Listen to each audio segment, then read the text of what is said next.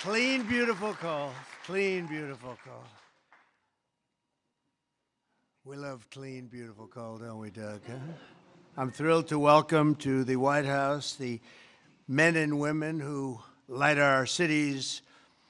And, you know, you do things that people don't even understand. There's so much. You do so much. You heat our homes, fuel our factories, and turn natural resources into American riches and dreams. Our amazing coal miners. Thank you very much, fellas. That's great.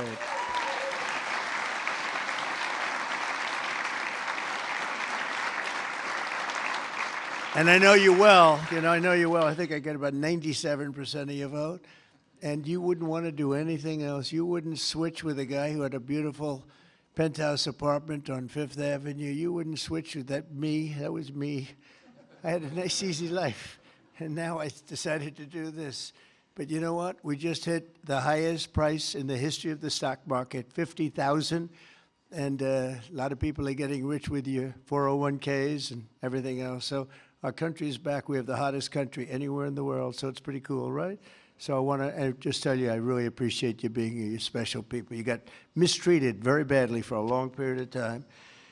But you've never had a better friend in the Oval Office than me. And I'm proud to officially named the undisputed, when did this come out, Mr. Speaker? The undisputed champion of beautiful, clean coal. We have to proceed. Always, I don't use the word coal. You know, it needs a PR job because it had a bad reputation for a while. So we're not allowed to say the word coal anymore. It has to be preceded by beautiful, clean coal, okay? We're cleaning it up. Very good. And we're delighted to be joined by Secretary Doug Burgum, who's done a fantastic job from the great coal mining state of North Dakota. And thanks as well to Speaker of the House, Mike Johnson, a fantastic guy who's doing a great job. Thank you, Mike. EPA Administrator Lee Zeldin. He's our secret weapon. He's getting those approvals done in record-setting time. True. Great Senators John Barrasso and Jim Justice. Thank you very much for being here. Hi, Jim. Been a long time, Jim. You're looking good. Shelley Moore Capito. Thank you, Shelley. Thank you very much, Johnny. Marsha Blackburn, Bill Haggerty, Ted Budd, John Husted, Bernie Moreno, and David McCormick, all here. Great senators, every one of them. Great senators, representatives of the House. Jim Baird, Troy Balderson, Andy Barr, Dave Taylor, Warren Davidson, Troy Downing, Morgan Griffith, Brett Guthrie, Harriet Hageman, Mike Kelly, Dan Muser, Scott Perry, Carol Miller, Dana Harshberger, and Riley Moore. Boy, that's a good group of people. We have some others in here, too, and I'm not going to say it's just too many. Don't get angry at me. I'll never get their vote again. It's very dangerous.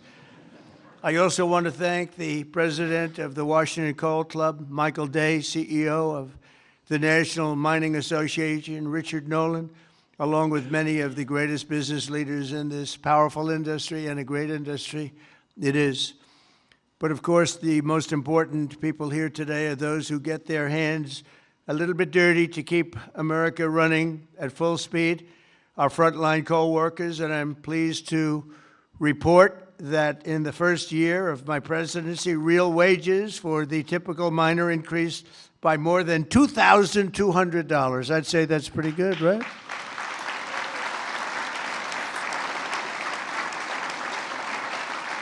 And I'll give you the bad news. It's the first time that that's happened in more than 27 years, all right? Those other presidents didn't take good care of you. They didn't take good care of you at all. They didn't realize what they had. The last time many of us were together, I signed a historic executive order to ensure that America's beautiful, clean coal plants would keep running when we need it most, and that's 24 hours a day in rain, sleet, and snow. You know, coal can operate when other substances can't.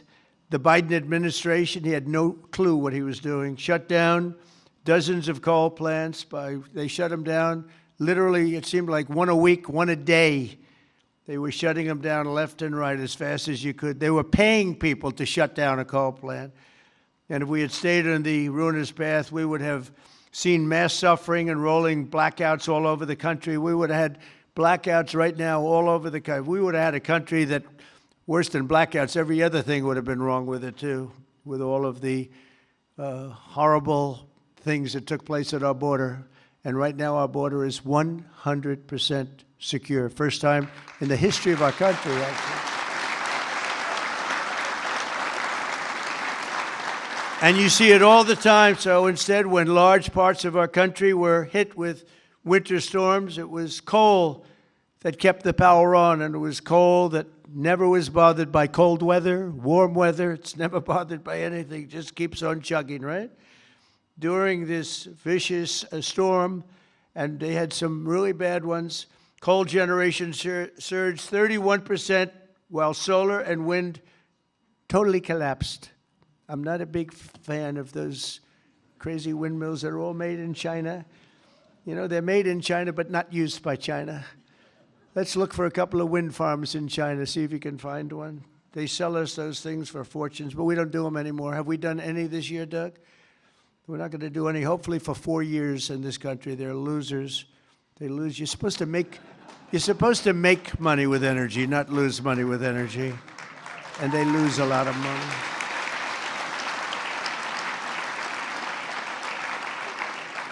And by the way, they're all over Europe, and you know, I was recently there, and it's not recognizable what they've done to their beautiful fields and those beautiful, beautiful scenic areas, and they put those wind turbines all over the place, and they're chugging, chugging, chugging, not doing a damn thing except every time it goes around, it loses a fortune. It's horrible. They've lost their way. Not recognizable. And then I wonder why they don't like me over there, but you know who likes me over there? The people like me over there, I can tell you, because they know I'm right.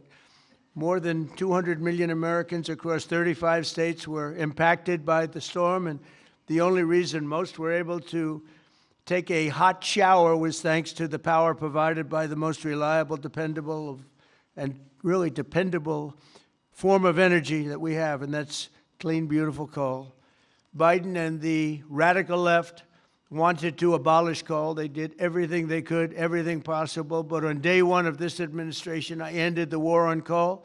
We terminated the Green New Scam, and we withdrew from the unfair, one-sided Paris Climate Accord. That was another beauty we had. We paid $1 trillion. Nobody else had to pay 10 cents.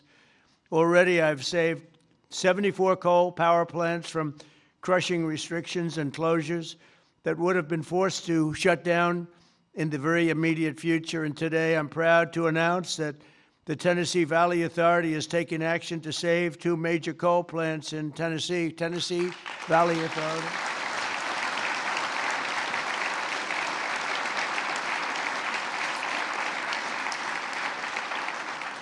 The plants are the Cumberland Fossil Plant and the Cumberland City.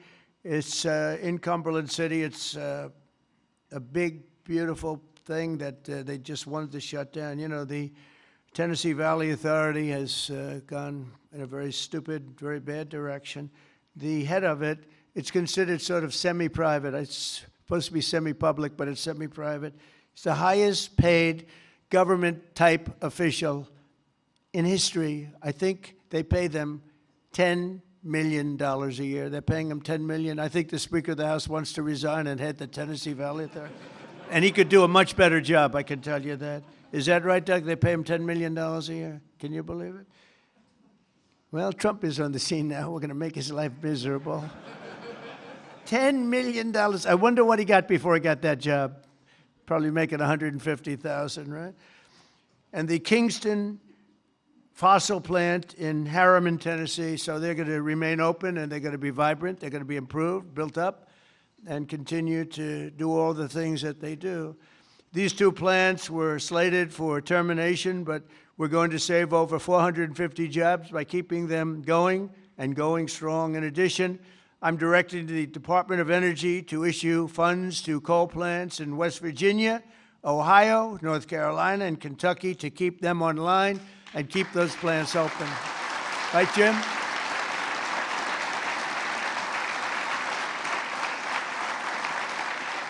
And very importantly, we're also bringing our coal mines roaring back to life. Under 4 years of the Biden administration, Sleepy Joe, not a single permit was approved for a new coal mining project. Think of it.